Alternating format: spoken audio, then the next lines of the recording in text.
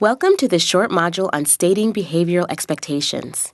In this module, we focus on the importance of stating expectations for the children in their preschool classrooms, and we offer 4 steps to guide teachers' planning. Stating behavioral expectations in advance is a proactive teaching strategy that helps to prevent problem behavior. The House framework was developed by the National Center on Quality Teaching and Learning to highlight and organize the important components of quality teaching and learning and to show how the components work together. Stating behavioral expectations in advance fits into the foundation of the House. It's a foundational teaching strategy.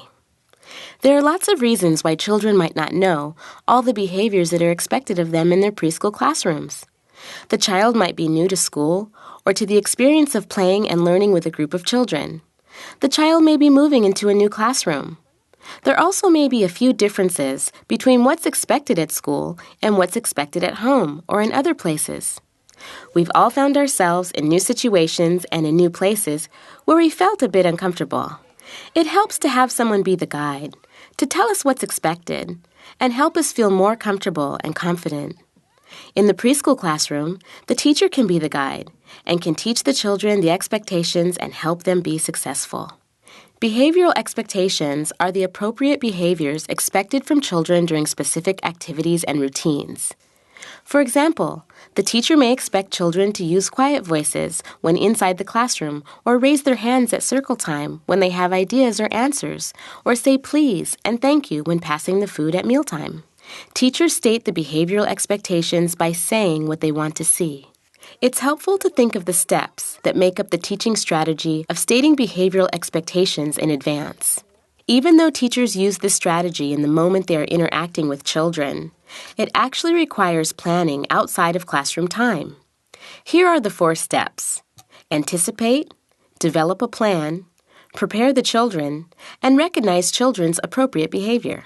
To anticipate behaviors means that the teacher needs to do some work ahead of time. The teacher thinks through the activities and routines of the school day and asks questions like, what happens when the children arrive? Or, what are the expectations for free choice or for time at the interest areas? Do the children get to choose? Are there a limited number of spots at each center? Do the children need to clean up after each center? There are many questions to be answered. This work can be done with the teaching team so that all the adults in the classroom know the expectations. The next step is to plan. Write out the expectations in a positive way. Write what you want the children to do. Plan and gather the teaching materials that may be needed to help children learn the expectations. Some teachers use posters or pictures or stories. The third step is to prepare the children for what you expect to see, your expectations. This can be done by stating the expectation at the beginning of the activity or before the transition to the next activity. Check to make sure that children really understand. And repeat the expectations often, especially at the beginning of the school year or when a child is new to the classroom. What clue is that?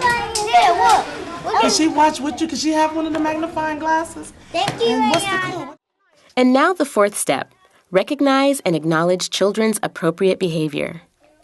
Teachers can do this by making positive statements, making eye contact and giving smiles, or sending notes home. There are lots of ways to recognize children as they are learning the behavioral expectations of classroom activities. I see somebody raising their hand.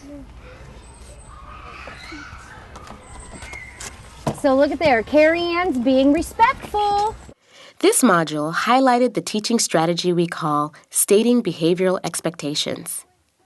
This is a proactive strategy that helps children feel more comfortable and confident in their classrooms.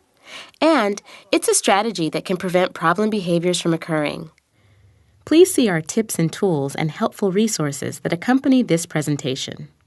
Thank you for listening.